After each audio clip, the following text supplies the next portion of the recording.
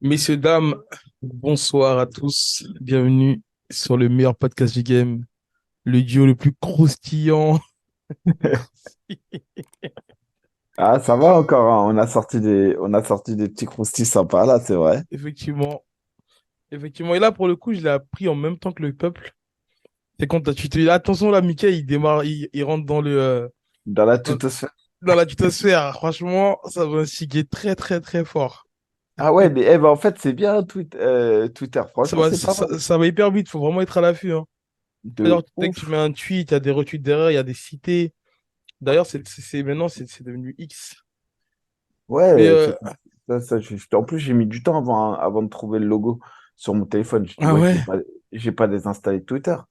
Et après, il est après, mis j'ai à jour. trouvé. Bah, Mika, écoute, déjà, comment tu vas? Bah écoute, D'où, ça va, hein. Ça d'où, va, ça va. t'es où exactement là? Je suis en vacances, mais en vacances, pas de vacances pour le AB on Mika Show. On est Exactement. toujours là. Même à l'international, on arrive à vous donner des croustilles. Bah, écoute, pour cette On nouvelle fait quoi? semaine, On commence par le crousty direct alors. on va les laisser patienter quand même. On va leur, tu sais, ils vont être obligés étape par étape. Ouais. On, Mais il faut préciser, c'est pas un crousty fat. On c'est va un, dire c'est crousty un, fat, c'est les gros crousty. Là, c'est un crousty light. c'est un crousty light. Un mini crousty. Donc, on démarre. Écoute, Mickey, on peut revenir quand même sur l'Hexagone, enfin, Hexagone X Brave, parce qu'il y a eu une organisation enfin, une co-organisation entre le Brave et l'Hexagone. Il y a même eu l'AEF de BC Europe en première partie, c'est-à-dire chez les amateurs. Donc, on avait de la crème du MMA français, hein, notamment Elias Giroun, Anthony Dizzy, et j'oublie d'autres noms. On va Ouais, revenir bah c'est dessus, ça. Mika. Ouais. Ouais, bah vas-y, let's go. On revient dessus. Je mets juste la carte devant mes yeux sur Tapologie. On va commencer avec la partie hexagone et ensuite on enchaîne avec. Vas-y, Mika, je te laisse, je te laisse. Bah après à l'hexagone, je vais rebondir sur trois combats moi qui m'ont intéressé très particulièrement. C'est le combat de Nassim. Nassim qui évolue à l'US Metro et qui évolue avec nous à Hobby Fight, donc c'est parce qu'on le connaît tout simplement. C'est quelqu'un qui évoluait jusqu'à maintenant, on peut dire, dans le niveau amateur, qui est en phase de transition amateur-pro. Là, il fait quand même ses combats chez les pros et franchement, il a signé une belle victoire, hein. Ouais, Pour moi, tremblement arrière. ouais, mais il a ultra dominé son adversaire et franchement, il a pris le meilleur de son adversaire. Son adversaire était plus expérimenté que lui. Après, en boxe, il a toujours des grosses ouvertures, il faut qu'il fasse attention. Mais au sol et en lutte, franchement, au sol, il a montré qu'il était archi opportuniste. Euh, Et en lutte, franchement, il l'a tu rincé. sais pourquoi je Bah, rigole déjà? Félicitations à lui, parce qu'en fait, je me rappelle quand on était au Bifight et qu'il faisait sa prépa. En fait, il était au skier là. Et Mika, il faisait quoi? Mika, il lui mettait une clé. Et Nassim, il pétait les bosses sur moi alors que j'avais rien. Je vous jure, je me retrouve de rigoler. Et en gros, Mika, il le rendait tellement fou que Nassim il voulait aller crever les pneus de la voiture de Mika. Ah, putain, je vous jure, c'est vrai. Ah purée, je te Je te jure. jure que Mais c'est vrai. le pire, c'est qu'il s'en prenait à moi alors que j'avais rien fait. Il croyait que c'était moi. Et Mika, en fait, il lui disait ça, il allait se cacher. Bref, sinon, je Bon, te jure, je vais pas en m'arrêter. tout, en tout cas, félicitations à lui parce qu'il a fait vraiment une belle performance. Et par contre, il faut qu'il arrête ses vidéos inspirantes là. Faut qu'il arrête Ouais, avec ça. Il me fatigue, on dirait qu'il a envie de se suicider à chaque fois. Il me fa- je Ça, te jure, faut qu'il c'est trouve. Korean Zombie version Maroc, Nassim. Ouais, d'ailleurs, force à tous les Marocains avec ce qui s'est passé C'est vrai. Que Dieu ce week-end. vous vienne Ouais, en aide, comme on. comme on dit. Et ouais, force à tous ceux qui ont pu être touchés de loin ou de près par cet événement. Après, on a eu aussi Thomas Glo qui était revenu sur la carte de l'Hexagone et qui a signé une bonne victoire. Franchement, pour le coup, lui, il est revenu. Pareil. Bon, après, son adversaire, franchement, il avait 1-5. Donc, on savait que ça allait pas être un combat difficile pour lui. Mais au moins, il s'est imposé. Après, ça a été beaucoup plus compliqué pour Shaban Chaibedra qui faisait son retour sur le MMA face à un Argentin en plus Conti, donc content que Chaban ait gagné. Mais franchement, combat très très serré et je vais pas vous mentir. Après, je suis content pour lui puisque voilà, quelque part c'est une victoire à décision partagée.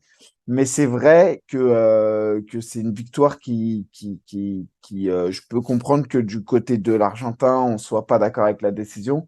Parce que pour être honnête, je trouvais que je sais plus si c'est le deuxième round, il me semble, j'aurais eu tendance. Après, c'est toujours pareil avec les critères de notation, les nouveaux critères de notation, on ne sait pas trop. Mais là, pour moi, c'est vrai que l'Argentin était un peu devant au point. Mais en tout cas, félicitations à Chaban qui est revenu après une longue absence et qui a gagné à la décision partagée. Euh, Enfin, ouais, ouais. dis-moi. Non, non, vas-y, vas-y, je te laisse poursuivre. Ensuite, on a Laïd Zerouni qui recombattait pour la deuxième fois à l'Octagone. Il avait combattu à Orange, il avait battu Crésus Mokima par une clé de bras. Et là, il s'est de nouveau imposé et il a gagné la ceinture en fait chez les 84 kilos. Et je sais, pour ceux qui se posent la question, Aymar Guy, c'était le détenteur de la ceinture des 84 et des 77. Et en fait, il ne veut plus être à 84. Et donc, Laïd Zerouni a bien la ceinture des 84 kilos. Et alors, c'est pas un crousty que je vous donne, mais il y a de fortes chances qu'on ait affaire à un Leid Zerouni face à Mathieu Leto pour le prochain combat pour la ceinture. Et franchement, je trouve que c'est un beau combat. C'est un combat que j'ai envie de voir en tout cas. Voilà. Je pense que ça sera un combat intéressant. Mais en tout cas, c'est bien pour Laïd parce que je sais qu'à un moment donné, c'était un petit peu compliqué au niveau de sa carrière. Je dirais pas un peu une carrière en dents de scie, mais là, en tout cas, ces derniers temps, il a su se renouveler, Si, on va mais dire. tu peux dire un peu carrière en dents de scie, parce Ouais, qu'à chaque fois, il arrive à un moment donné où il y a une marche qu'il n'arrive pas à passer, on va dire. Et là, à l'Hexagone, en tout cas, il a un rythme de croisière. Il a la ceinture. Et voilà. Et après, il va avoir un adversaire qui est connu aussi. C'est, comme je dis, Mathieu Leto. Parce que Mathieu Leto, il est connu aussi pour ce qu'il fait avec Ibra TV euh, sur les combats de rue. Enfin, je ne sais pas si on peut appeler ça des combats de rue, enfin, les combats dehors. ouais.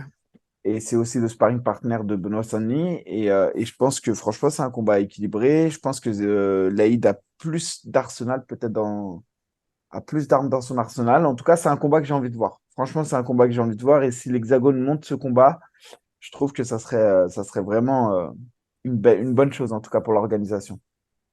C'est ça. D'ailleurs, pour revenir sur ça, en fait, il y avait le petit frère de Lazy King qui combattait en amateur et qui s'est imposé par split decision contre Dylan Hervouin et Big Up aussi à Bafodé Gassama qui a emporté un partenaire d'entraînement, qui a emporté son combat aussi en amateur chez les light heavyweight. Il ouvrait, c'était le premier combat de la carte de la l'AVF en gros. Ah oui, c'est ça, parce qu'en fait, il faut savoir, c'était presque trois organisations, C'est ça. l'AEF, l'AEF qui sont très présents sur le circuit amateur et qui font que de l'amateur, un peu à l'image du 100% Fight.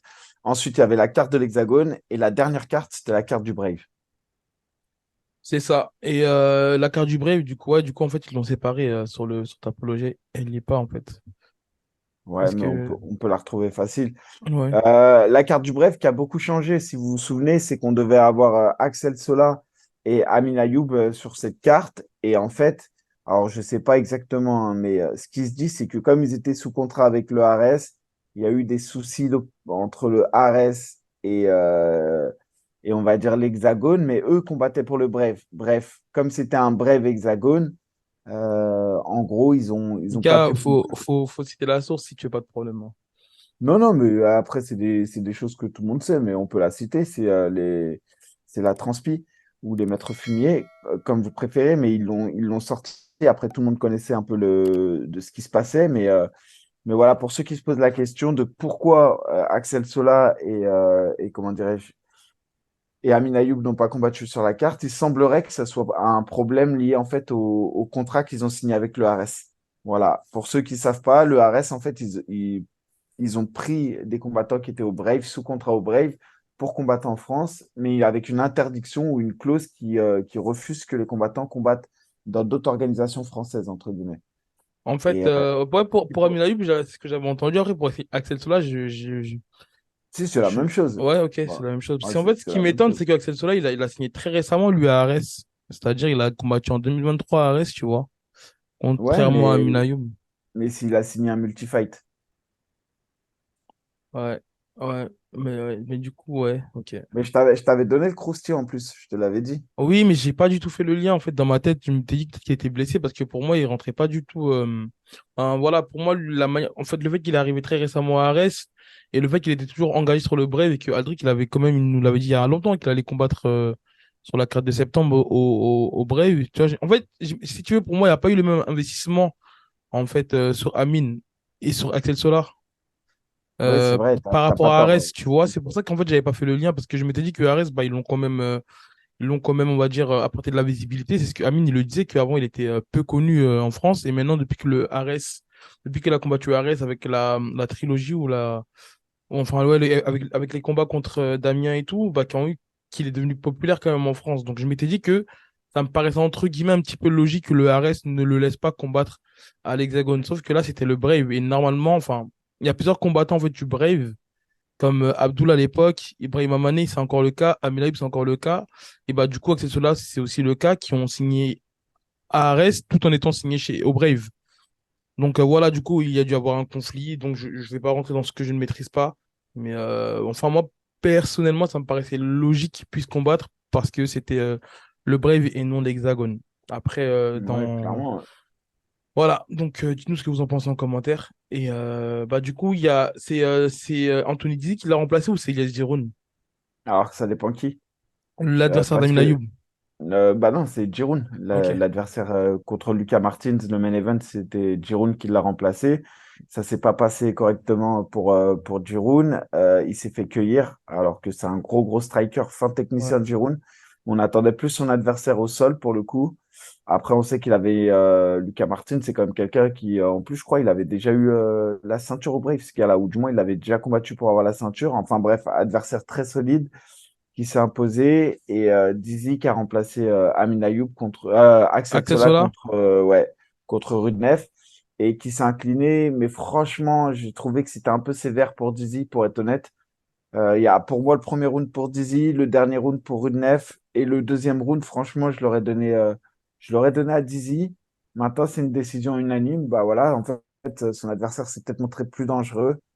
Mais en tout cas, ouais, c'est dommage pour Dizzy. Pareil, Bison de l'AF, enfin de l'AEF Du, 59 ouais, de Roubaix, du club de de Roubaix, ouais, de la SB, team de exactement, Bouzelouf, de Moussa SB, de Faïda et tout. Ouais. Bouzelouf, exactement, qui lui aussi s'est incliné malheureusement par KO TKO au premier round.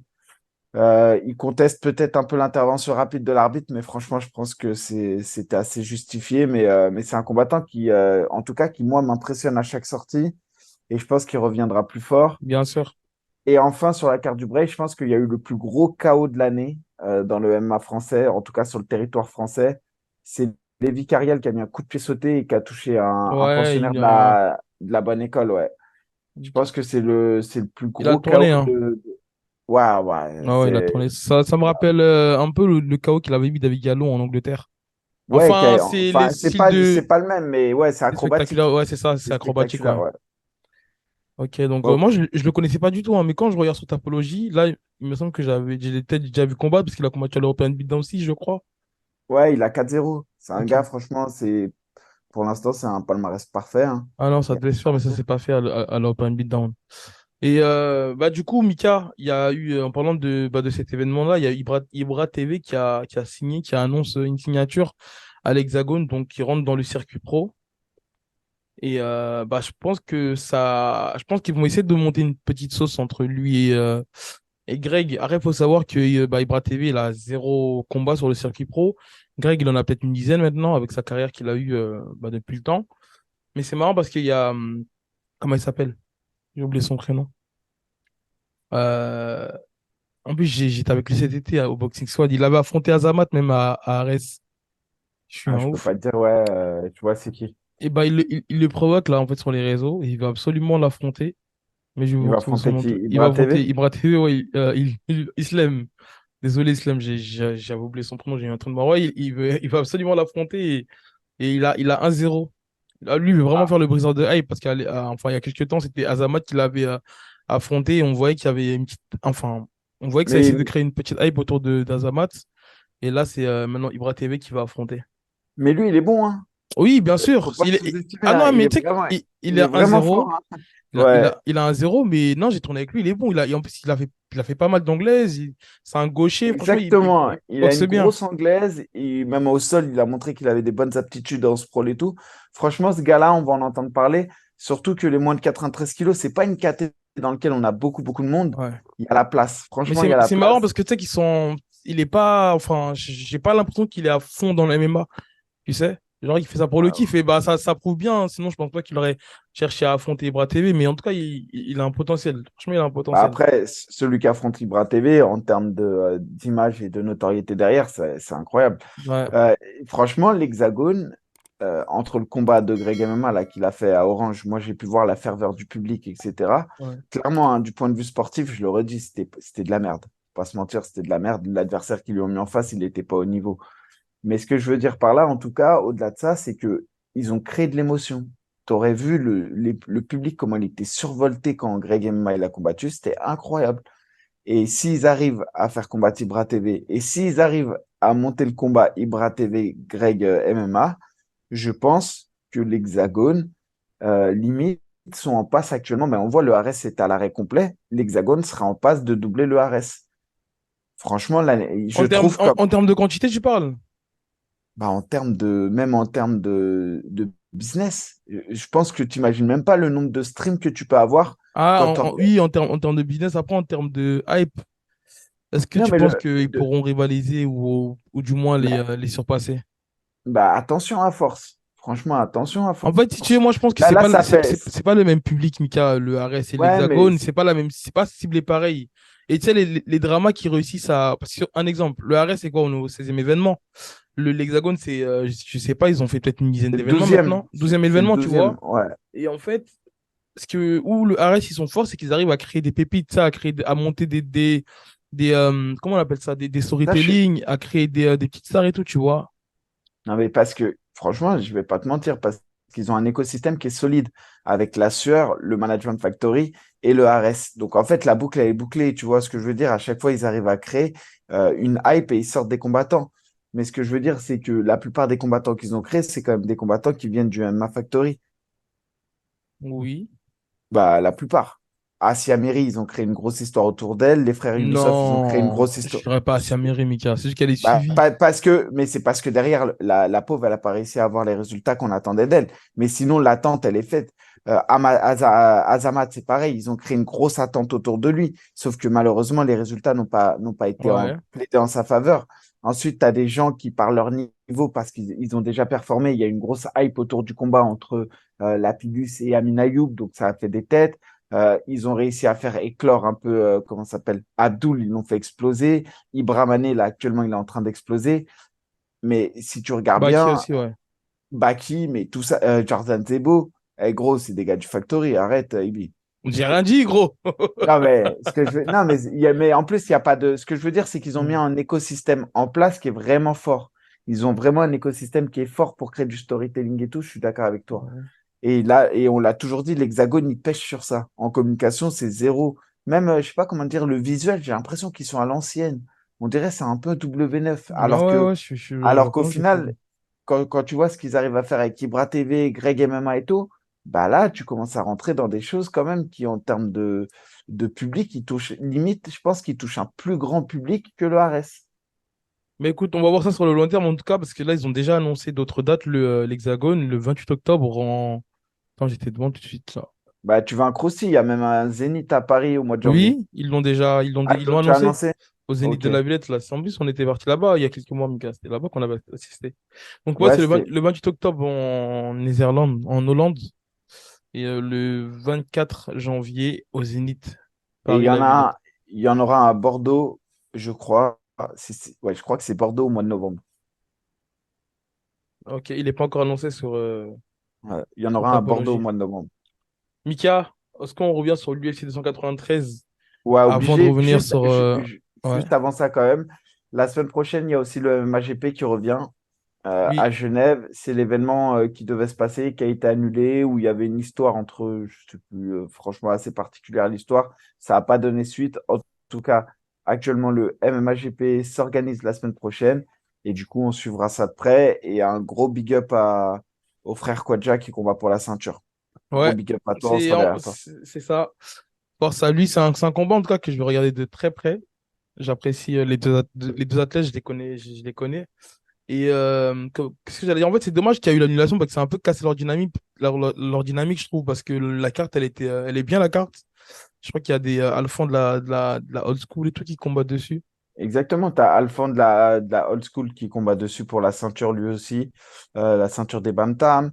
Après, il devait y avoir, comment ça s'appelle? En dessous, il devait y avoir un autre gars de la bonne école qui combattait mais qui combat plus. Enfin, franchement, c'est de base, Ouais, c'était vraiment une belle carte. Maintenant, on va voir ce que ça donne. c'est Écoute, ça. on attend ce que ça va voir samedi et on va voir si tous les combats ont lieu ou pas. Franchement, je reste, voilà, avec ce qui s'est passé sur les deux derniers événements qui ont été annulés à la dernière minute, je reste un peu sur Ouais, le, en réticent. reculoir de ça. Ouais, je vais regarder ça de loin, mais en tout cas, on fera le débrief qu'il faudra. C'est ça. Mika, ensuite, oui, pour dire, on revient sur l'UFC 293. Strickland qui affrontait Adesanya. À la grande surprise de la plupart. Honnêtement, moi, quand j'ai dit que j'ai pas été surpris, Mika, du résultat, c'est avec tout ce qui se passe, toutes les surprises qu'on a, notamment la dernière qu'on a eue là, c'était qui? C'était Sterling contre O'Malley. Et en fait, ça veut dire que bon, je m'attendais pas vraiment à ça, mais j'ai pas été surpris en fait du résultat. En fait, il y a tellement d'incertitudes en fait dans le MMA. Maintenant, la question qu'on se pose, c'est est-ce que c'est la fin pour Adesanya ou pas? Parce que là, sur ses derniers combats, il est quand même à 4-3. Il a fait 3 victoires, une défaite contre Pereira, une autre victoire. Et derrière, là, maintenant, c'est une défaite contre Strickland. J'ai envie de te dire, le gars le moins, qui avait en tout cas, qui a, sur le papier, et pour la plupart de tous les analystes, c'était le gars qui avait le moins comment dire, de pourcentage d'être champion, en tout cas, de la catégorie. Genre, c'était vraiment il y avait peu de probabilité, quoi. Ah ouais, non, mais je suis assez d'accord avec toi. Après, moi, je dirais pas que c'est la fin d'Adesanya, vraiment. Maintenant, je pense que chaque défaite, en fait, ça démystifie un peu les personnages. C'est-à-dire que tu as des combattants comme Ousmane qui, tant qu'ils n'avaient pas perdu, personne limite voulait aller les affronter et tout le monde trouvait que c'était impossible de les battre. Jusqu'au moment où vient Edwards, pareil que, entre guillemets, pas comme Strickland quand même, un peu plus, on savait que Edwards allait avoir un peu plus de chance, mais pas beaucoup plus. Et vient Edwards qui sort au cinquième round, le coup de pied qui tue, on va dire, Ousmane. Derrière, il faut un refight. Et là, tu as l'impression qu'on n'a plus les mêmes combattants. C'est-à-dire que dans la tête de Après, Edwards, Mika, c'est différent, je pense, la manière dont il a perdu Ousmane. Et oui, d'ailleurs, oui, ça l'a clairement, traumatisé, quoi. mais il y a aussi le côté, je pense, le côté où on se fait qu'il y ait une image de la personne qu'on a en face parce que on la mystifie un peu. Et ensuite, on se dit, bah non, en fait, c'est possible.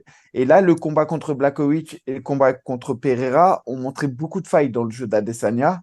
Et Strickland, peut-être qu'ils ont fait un gros travail avec une envie de mettre la pression parce qu'ils ont peut-être vu que Adesanya, c'était pas un gros lutteur et peut-être que sous pression, bah, il boxait pas aussi bien, etc. Et en fait, Strickland, il a fait du Strickland, c'est-à-dire ce qu'il fait de mieux. Il met la pression et il boxe brouillon. Et tu sais ce qui me fait le plus plaisir dans ce combat? Pourtant, franchement, je souhaitais la victoire d'Adesanya, hein. Mais tu sais ce qui me fait plaisir? C'est que quand on disait que le combat Strickland-Nassour, ça voulait pas éteindre Nassour et qu'en plus, fallait pas oublier que le combat s'était fait à 93 kilos, et ben ça nous donne raison.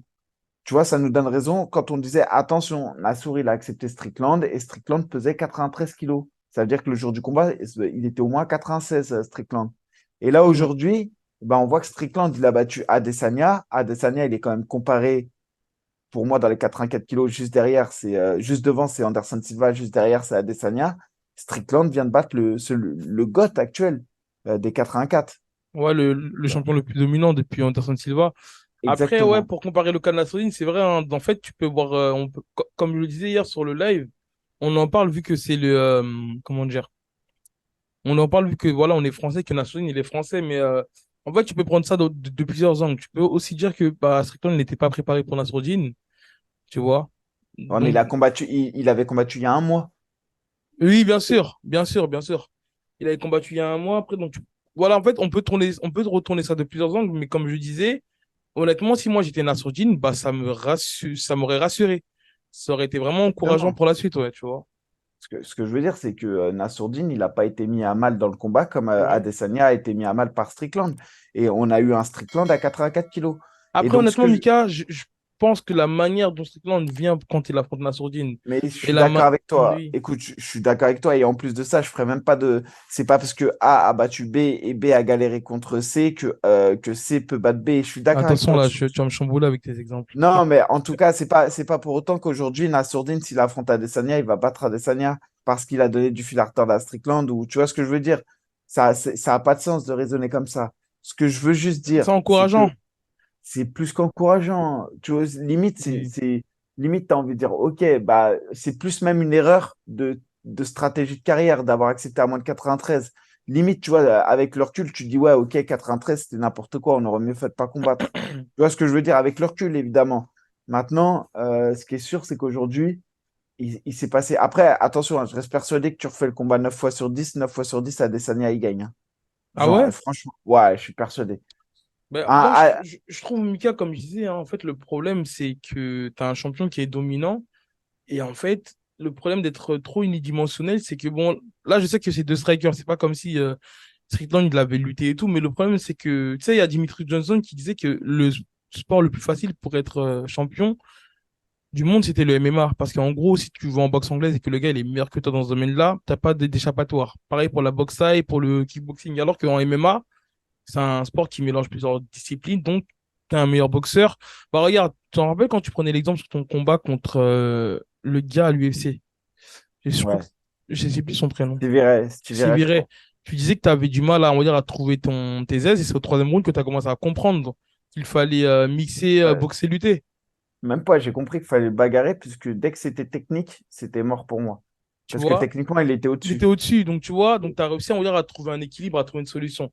Et le problème, c'est qu'en fait, Adesanya, hier, il était dans une impasse, en fait, parce qu'il avait un gars qui boxait pas forcément mieux que lui, parce que Adesanya, c'est un grand technicien, mais il avait, on va dire, un brawler qui a avancé sur lui, qui frappe aussi plus fort que lui, qui a une garde, tu sais, elle est compliquée à déchiffrer. Et je pense que le style C'est qu'il a vrai. Strickland, c'est un gars que, lorsque tu le vois, en fait, à la télé, tu dis, OK, lui, je vais le battre. Parce que Adesanya, je pense qu'il a dû être vraiment confiant, parce que en fait, je sais pas, tu les mets les deux sur un ring de boxe avec des gros gants, sur des règles du K1, par exemple, je pense qu'Adesanya, il te le bat 100 fois sur 100, tu vois. Sauf que là, c'est du MMA, tu peux saisir les gants et il l'a fait à plusieurs reprises, ça, Strickland, tu vois. Et je Ouais, pense c'est qu'il est vrai, c'est vraiment vrai. compliqué à déchiffrer, en fait, une fois que tu l'as face à lui, t'as pas le temps, en fait, de lire ce qu'il fait. Donc, du coup, voilà pourquoi je trouve que, en fait, le fait d'être unidimensionnel, c'est bien parce que tu excelles dans ton domaine. Au début, tu surprends, on n'arrive pas à déchiffrer. Mais après, à un moment donné, quand tu es là et qu'en plus, tu rapportes plus de nouvelles armes, comme on l'a vu Adesanya sur ses dernières défenses de titre, bah, à un moment donné, c'est compliqué, on va dire, d'exceller. Et c'est là où je respecte le GOAT, Mika, John Jones. Ou même Volkanovski, hein. Non, mais exactement. Et c'est là que tu respectes tous les champions comme Georges Saint-Pierre. Ouais.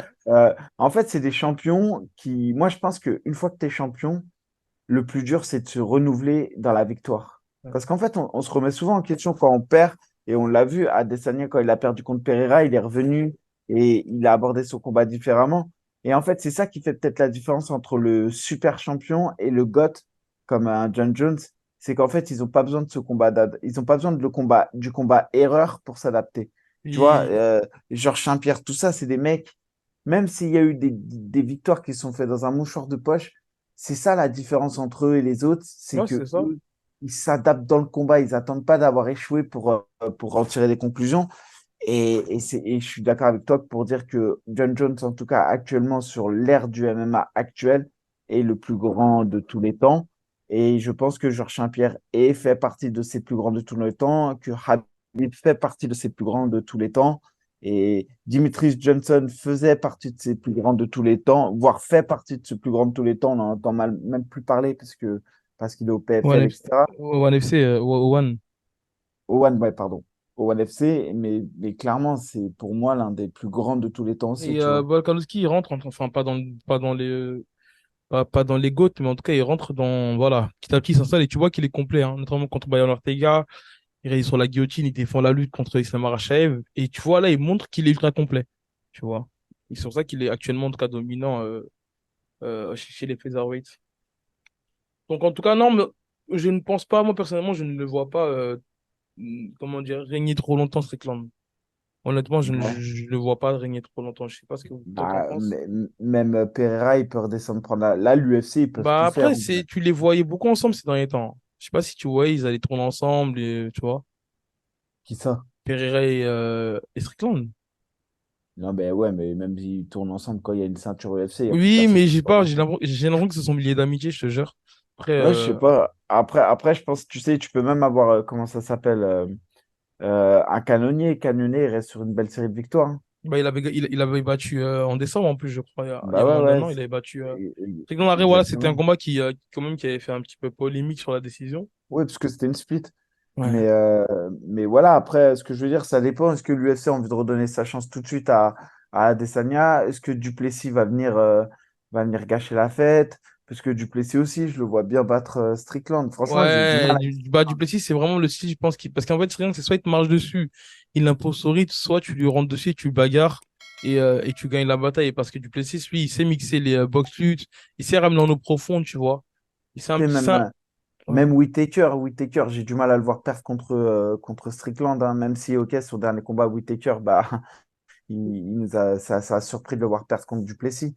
Mais même Whittaker, Ouais, franchement, pour le c'est. coup, là, la porte, la KT, si beaucoup de gens, enfin, je vois beaucoup de gens capables d'aller chercher cette ceinture. Après, c'est peut-être aussi que j'ai tendance à sous-estimer Strickland, hein. Mais en tout cas, voilà. Je pense que la KT, il y a moyen de rebattre les cartes. C'est ça. Écoute, à voir. En tout cas, dites-nous ce que vous en pensez en commentaire. Est-ce que vous pensez qu'Adesanya va récupérer son titre? Ou est-ce que c'est la fin pour Adesanya? Mais Mika, où je vois que c'est ingrat, c'est que tu as vu le coach de Volkanovski et de Adesanya, à un moment donné, il était entre guillemets acclamé. Et là, sur Twitter, là, sur la twittosphère, tu vois qu'il commence, on va dire, à être un petit peu pointé du doigt et carrément même Eric Nixie qui l'a en gros un peu défendu. Et d'ailleurs, là, c'est en gros Eric Nixie maintenant qui commence à être appelé comme le plus grand entraîneur de MMA. Et Bah, d'ailleurs, Mika, lui, il avait déjà gagné, hein. Je crois que ça fait 2 ans, enfin, où c'était l'année où Ngannou il avait ah, gagné tu contre. parles. Ah oui, oui, c'est vrai qu'il y avait Ngannou. En plus, il avait gagné les MMA Awards Ouais, là. exactement, Et, exactement. et d'ailleurs, un big up au nouveau Frenchie Kevin Jousset qui a remporté son premier combat du UFC Ouais, par justement. étranglement arrière. Franchement, il a fait une belle perf, hein. Tu l'as vu le Ouais. combat? Oh, J'ai vu le franchement, finish. ouais, il lui a marché dessus.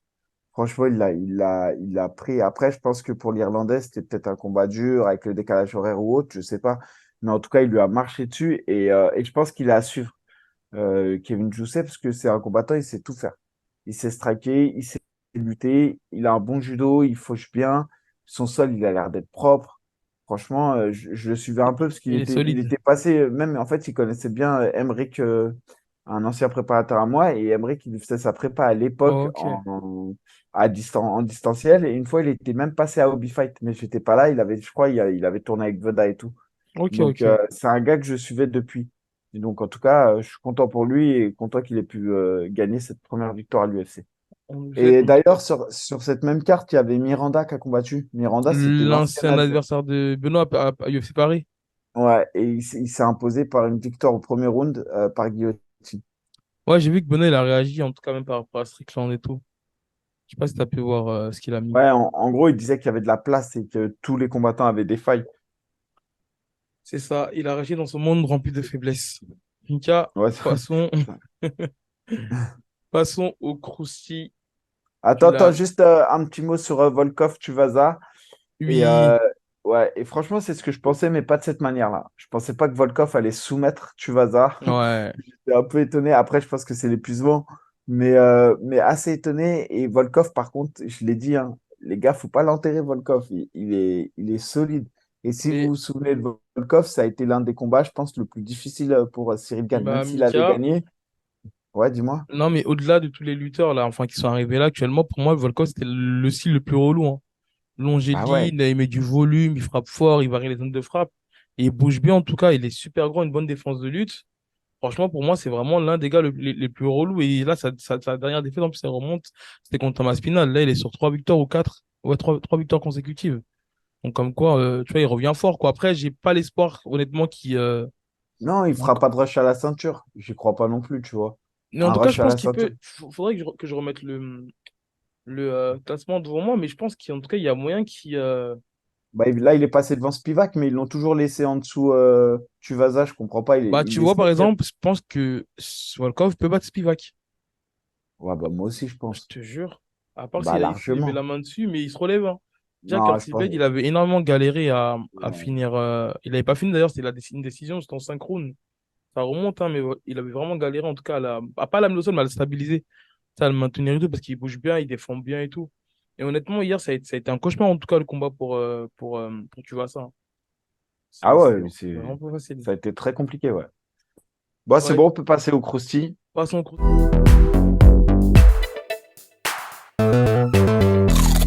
si, alors, Mika. T'as bien investigué, en tout cas, sur le coup. Ouais, ouais, encore une fois. On rappelle le 30 septembre, donc dans à peu près, bah, je sais pas, 2 semaines, ouais, 2 semaines et demie. Dans 2 semaines et demie, on a le PFL qui arrive au Zénith de Paris à la Villette avec ce fameux main event entre Cédric Doumbé et Jordan Zebo qui ont tous les deux 4-0, 4-0. Pas de crousty sur ce combat. Par contre, on avait Abdullah Abduragimov qui devait affronter le Brésilien, là, Sittoni. Et ça, je vous annonce de source sûre que Sittoni, bah alors, il pull out, mais je ne sais pas pourquoi. Mais en tout cas, il cherche un remplaçant et de manière active pour Abdouragimov. Et le deuxième croustille sur cette carte, c'est qu'il cherche un combat pour Pepi, Bah, ils pour l'ont qu'il trouvé. combatte. Ils l'ont Ouais, ils ont trouvé trouvé. entre-temps. Ouais. J'ai vu ma Non, mais propagande qu'ils l'ont mis. ouais, enfin, ils l'ont trouvé. C'est ce qui se dit, mais moi, j'y crois pas trop. Ah bon? Franchement, bah, le gars, il est sur ses 4 derniers combats, il est sur 3 défaites. Ouais, mais est-ce que c'est pas lui qui avait affronté USM? Mais ah non, moi j'ai celui qui avait affronté Gomis. Ah, voilà. C'est celui qui a affronté Gomis. Ouais, pour moi, c'est celui qui a affronté Gomis. Et ouais, il est sur 3 défaites en 4 combats. Ouais, ça m'étonnerait, hein, surtout quand t'as une Et grosse saga comme le PFL, ça m'étonnerait qu'il le bah, signe. c'est surtout que c'est pas sa catégorie. Après, peut-être que MMA Propagande, il a confondu avec l'adversaire qui avait affronté, comment dirais-je, Wissem, t'as pas tort, hein. Wissem Akmouche. Et attends, Ça m'étonnerait qu'il se trompe comme ça. Voir. bah, ouais, lui en général, il a les bonnes infos. Et Wissam Akmouche, il avait battu un mec qui s'appelait à l'époque Dramé. C'est un dramé. Sheriff Dramé. Ouais, non, tu Ouais. vois, il a pas pu se tromper. En plus, le gars, il est sur 6-3. Il est sur une défaite encore. Pff, j'y crois pas du tout. Mais en tout cas, si c'est Baba Bunju qui va affronter Pepi, alors que le gars, d'habitude, il combat chez les 66 kilos, parce que son dernier combat, c'était contre Gomis, et là, il va affronter un gars à 77 kilos, bah, je crains le pire pour lui, franchement. Ouais. Ouais. Ouais. Mais Franchement. pour Abdul, mais c'est marrant parce qu'il y a, bon, je dirais pas son nom, je tairai son nom, mais il y a un gars de l'équipe d'Abdul qui m'a envoyé un message qu'il a su, en fait, au moment où tu as annoncé le course Mika. Mais après, il dit qu'il s'en doutait. J'ai échangé avec lui. Clément, je sais pas comment il l'a su. J'ai oublié, enfin, je sais pas s'il l'a su comme ça ou pas. J'ai oublié de lui poser la question. Mais moi, en tout cas, moi, j'espère que ça va pas me faire de problème, hein, parce que toi, tu t'amuses à balancer des croustilles. Mais derrière, il y a le Management Factory, Mika. Non, mais après, qu'est-ce que tu veux que je te dise? Moi, c'est des sources sûres que je te dis. Oui, je sais, Là, bien sûr. là en plus, c'est pas le Management Factory qui match les Abdul? combats. Oui, il match Abdul, mais Oui, il oui, oui, match bien sûr. pas. Là, c'est le PFL qui les fait Non, non, combattre. je sais Ma- en gros que Fernand, il est en très bon terme avec le PFL Paris, avec le boss du non. PFL. Mais maintenant, moi, ce que je pensais, c'est que franchement, je pensais voir un Abdul contre Pepi.